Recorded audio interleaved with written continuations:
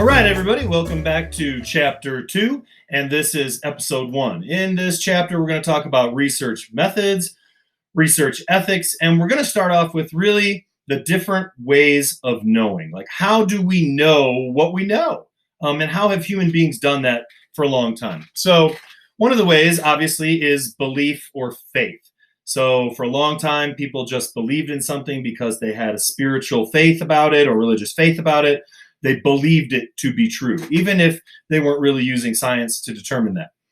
Then we get into a realm of expert or authority opinion, right? People who become experts on the subjects, people who are seen as authorities on the subject. Now, that doesn't mean that those people oftentimes are using science. We could use the example of race science, which wasn't science at all, but because people were seen as experts or authorities, they were then, the information that they were putting out there was more accepted than it would have been otherwise. Tradition is another way of knowing how we know the world. It's something's been passed down for generation to generation to generation. Maybe that's ghost dancing to make an eclipse go away and have the sun come back. And it worked, right? So then you pass on that tradition. And I guess the other way would be like ESP, extrasensory perception. So just, now I know it, right? But the other way that we know of knowing, and the way that really has been the way that humans have understood the world for the last long while, science. You know, applying scientific method and theory, testing those theories, and then seeing if that's true, and then understanding what that is. That might be climate change, where we know that between 95, 99% of the world's scientists are in agreement that not only is global climate change real, but it's induced by human beings. Yet, sometimes people want to take scientific things that we have discovered and that we are sure about and apply belief or faith to them. And then, of course, then we talk about what happens in our culture and society and the globe if that is true. And we will talk about that this semester. So to do this, to understand research methods and ethics, we've got to start thinking, and there's a couple ways to think: deductive and inductive reasoning. Deductive reasoning is taking an existing theory and logically deducing that if the theory is accurate, then we should be able to discover other patterns of behavior consistent with it, right? So you're looking at something, you're building on another theory, and that's the importance of having a solid framework and doing real research. If you're out there falsifying your research and people start to build on that, then that can lead, obviously, to all sorts of problems. Then we have inductive reasoning, the process of generalizing to an entire category of phenomenon from a particular set of observations. Sometimes we hear things like, well, it's snowing in March, so much for global warming. That's weather, and of course there's a huge difference between weather and climate patterns, but again, we'll get back to that. So there are three ways to do sociology, and those are each going to match up with the paradigms that we learned before in Chapter 1, or the roadmaps or the frameworks, right? So all sociologists obviously want to learn about the social world, but reality is they oftentimes want to do it with the intention of making positive changes to society.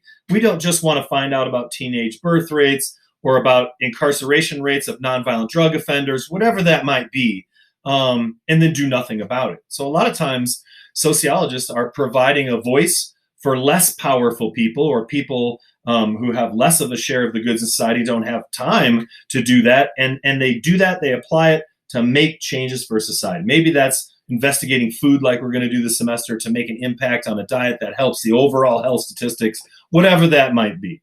But oftentimes sociology is applied to make things better or make positive changes in society.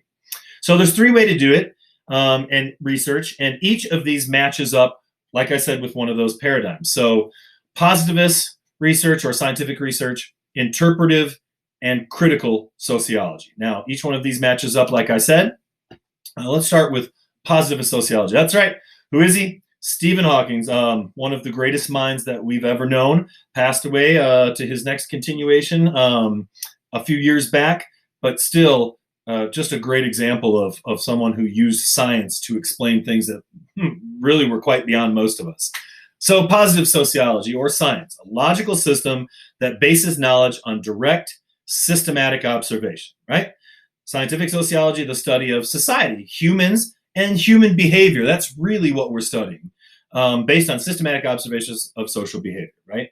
So In scientific sociology, we collect empirical evidence, right? Information that we can verify with our senses. And this is, I mean, we're just summing up scientific sociology, but doing science has to do with things that you've heard about in school for a long time. Concepts, variables, correlation, cause and effects, statistics, reliability.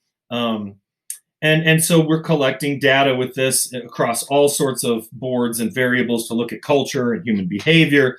Now, this is going to take a lot of time, right? Efforts to do research this way within the confines of the semester's length may only be partially possible. We'll collect evidence, we will look at variables and cause and effect and do scientific sociology, but we're also going to get to other methods that I think are really valuable to us, especially during the quick 4 months or whatever, 16 weeks that we're together. Important to be objective or neutral. That's why I have this picture here of the white supremacists with their tiki torches as an example of something that's maybe personally hard for me to be neutral about, but just how important that is when we're doing scientific sociology and sociology in general. So objectivity or personal neutrality, to allow the facts to speak for themselves and not be influenced by the researcher's personal values and biases.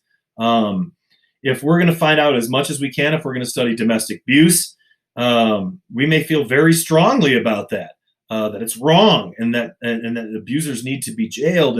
But if we're going to learn about it, we don't have to take on that value, but we have to at least check our own biases, right? Same is true, and I have here with white supremacy. Personally, I think there's no greater platform of losers on the face of the planet.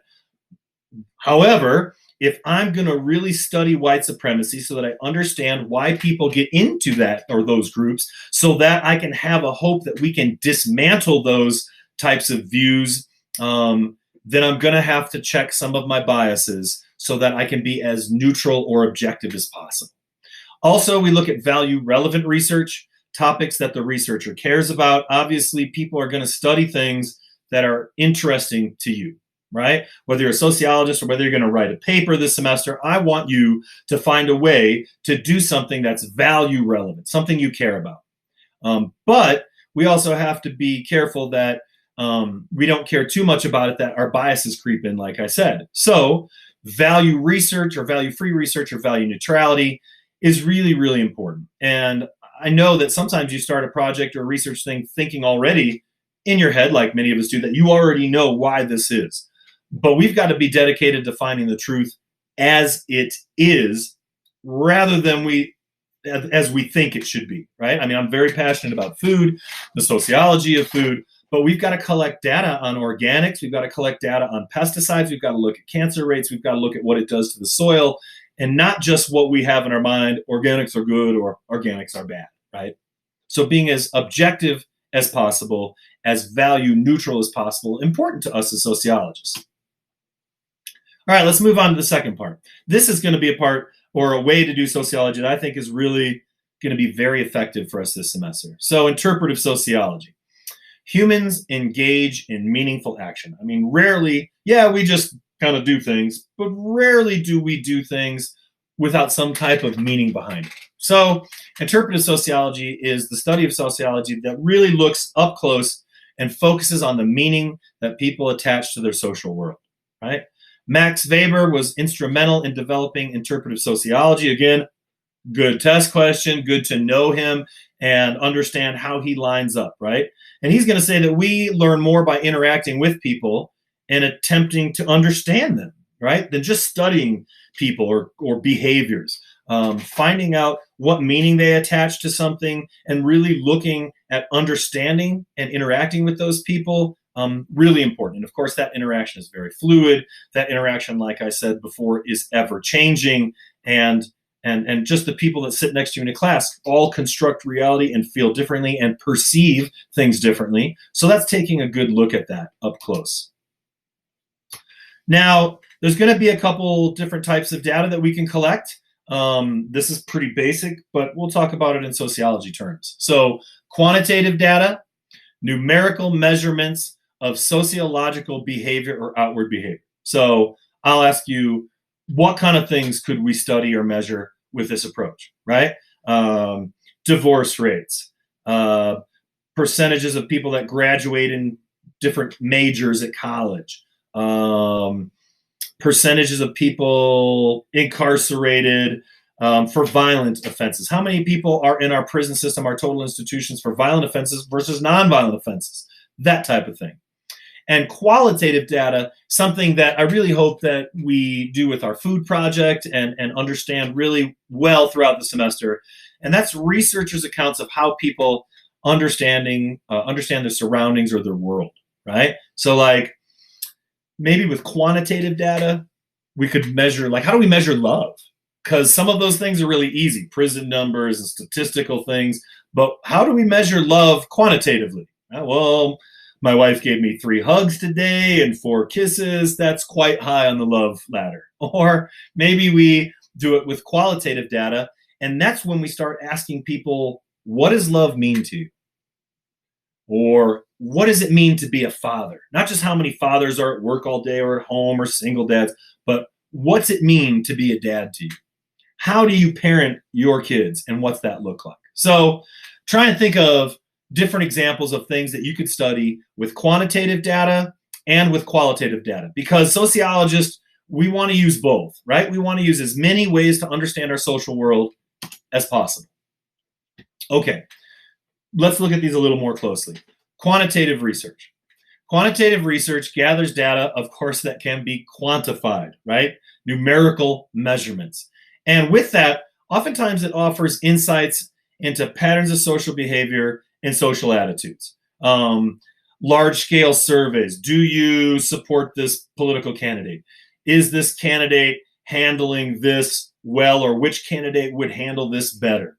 Usually you're talking about large sample sizes. Or they might say, this country feels this way based on a survey of 1,500 people, which isn't a lot of people, but in some cases is enough, right, to be able to get a general idea of those perceptions and views.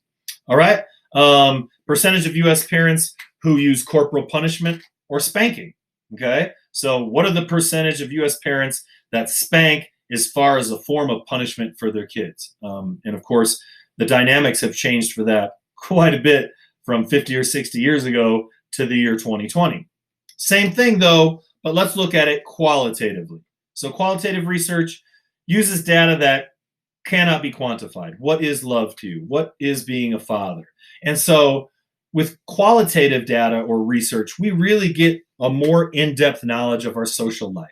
What are the functionings of our institutions? What are the processes?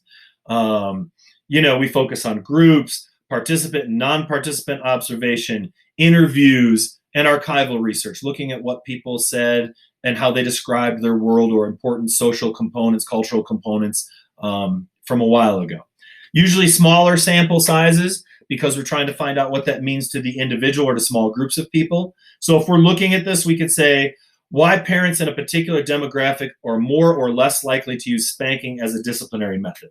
Maybe use quantifiable research to look at the number of people and what kind of degrees they have. And then you cross-reference, why are those people more likely or less likely to spank? Maybe we find out that a large number, quantitative, of those people that are in lower socioeconomic ladders do it because that's what their parents did.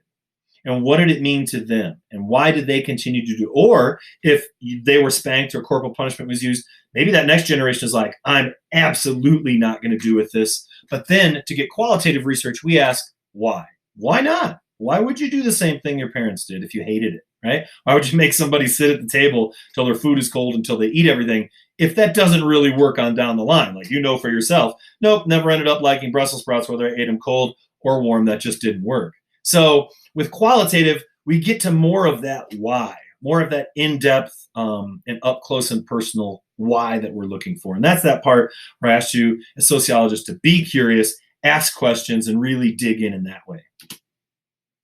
All right, Weber's concept of Verstehen. First of all, just look at this picture. This is why sociology is so interesting to me. I mean,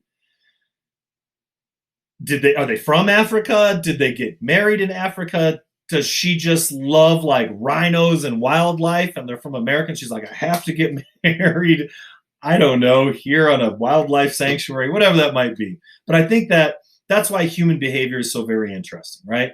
So Weber's concept of Verstehen, that's the German word for understanding, right?